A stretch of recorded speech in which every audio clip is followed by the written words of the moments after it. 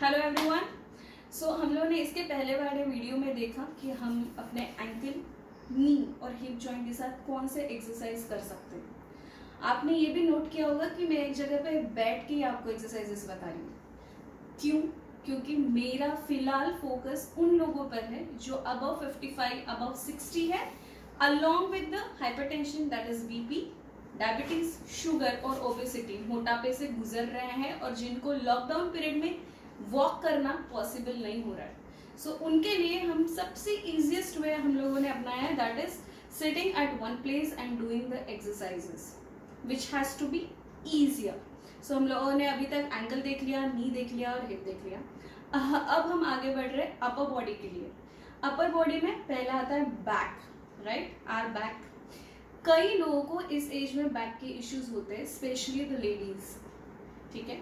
सो अगर आपको ऑलरेडी बहुत पेन है और if you are going through spondylosis, आपका स्लिप डिस्क जिसको हम लोग डिस्क प्रोलैप्स कहते हैं, अगर आप ऑलरेडी उन चीज़ों से सफ़र कर रहे हो तो आप प्लीज़ मत कीजिए, क्योंकि इस पीरियड में, स्पेशली द लॉकडाउन पीरियड, अगर किसी भी एक्सरसाइज से आपका पेन बढ़ता है तो आप अलग मुश्किल में पड़ जाएंगे।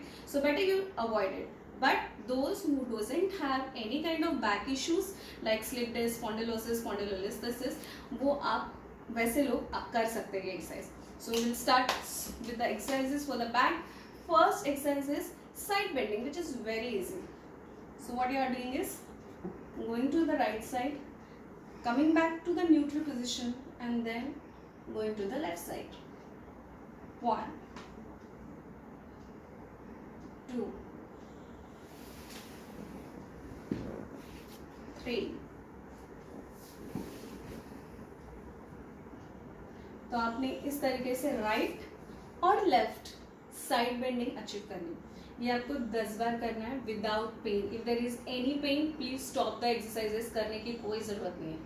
Next exercise 1, 2, 3, 4, 5, 6।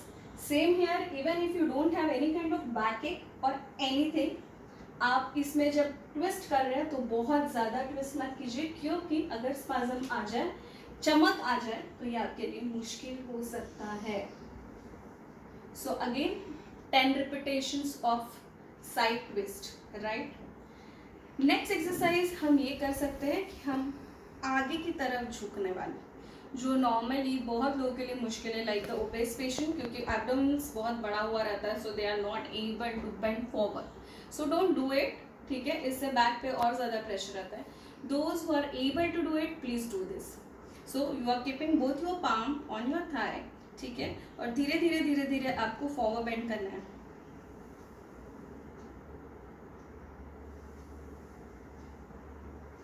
1,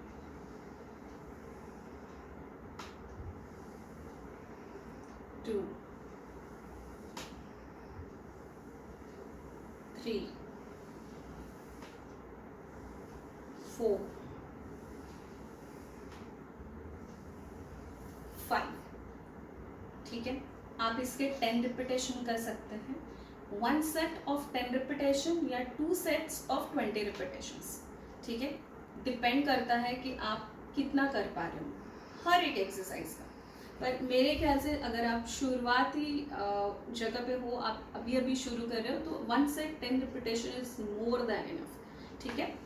next exercise we are doing with your arms, okay, but इसके साथ हम ब्रीदिंग पैटर्न को भी इंक्लूड करेंगे, राइट। सो बिकॉज आप लोग वॉक के लिए नहीं जा रहे हो, तो आप उतना जितना आप चलते हो उतनी ही आपकी सांसें फूलती हैं।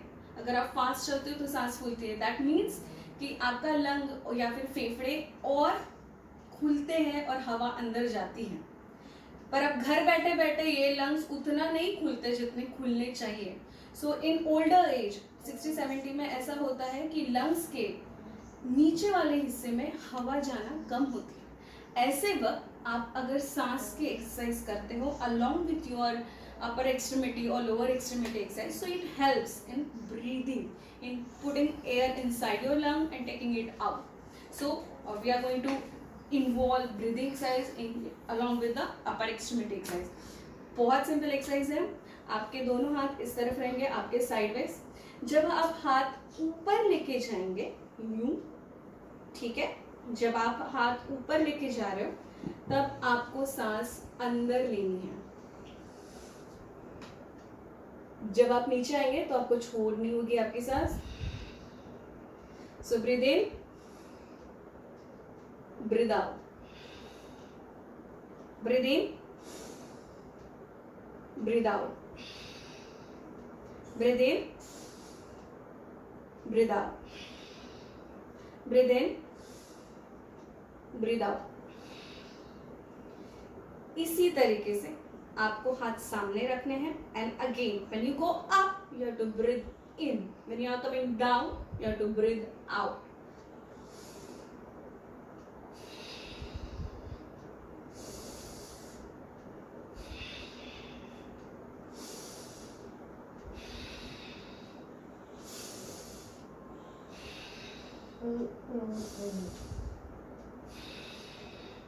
सो 10 टाइम्स आपने साइड से हाथ ऊपर लिए एंड देन 10 टाइम्स सामने से हाथ ऊपर लिए, राइट। अब उसके बाद आते हैं कुछ स्ट्रेचेस, हाथों को स्ट्रेच करने के लिए। 1 2, नेक्स्ट स्ट्रेच। आपको ये सीधा रखना है, कोहनी सीधी रखनी है, इसको सिर्फ बेंड करना है। इससे आपको इस तरह पूरे स्ट्रेचेस आएंगे।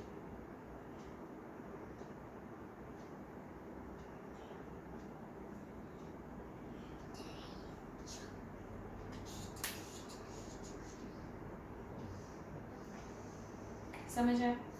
नेक्स्ट एक्सरसाइज स्ट्रेचेस होएगा अपर आर्म्स, राइट। सिंपल भाषा में just stretch this like this, ठीक है। आप सामने की तरफ देख रहे हैं, आपकी कमर साइड में ट्विस्ट नहीं हो रही है। आपने सिर्फ आपके हाथ को इस तरफ लिया और दूसरे हाथ से आपको इसको सिर्फ इस तरफ और स्ट्रेच करना है, दैट्स इट।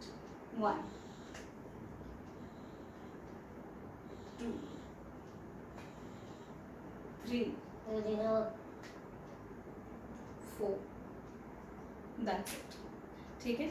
नेक्स्ट एक्सरसाइज हम लोग नेक एक्सरसाइज में देखेंगे। ये रहा, ये अभी तक का एक्सरसाइज आपने अपर बैक का देख लिया, आपने आर्म्स का देख लिया। आर्म्स में आप और कुछ एक्सरसाइजेस इंक्लूड कर सकते हैं, जैसे जस्ट रोटेशंस। तो आपने क्लॉकवाइज रोटेट कर लिया, then you are rotating anti-clockwise. These are very common exercise जो शायद हर कोई इस एज में फॉलो करता है. So I'm not putting lot of focus on these exercises. One more which you can do in this age is keeping your shoulder and elbow in a same line. Look at this position. आप यूं नहीं कर सकते, आपको सीधा बैठना है, आपके हाथ ऊपर रहने चाहिए यूं, और उसके बाद पीछे लेके जाइए 1. अब इसके साथ भी आप ब्रीदिंग पैटर्न एस्टैब्लिश कर सकते हो. When you are going back, breathe in. When you are coming again in the front position, breathe out.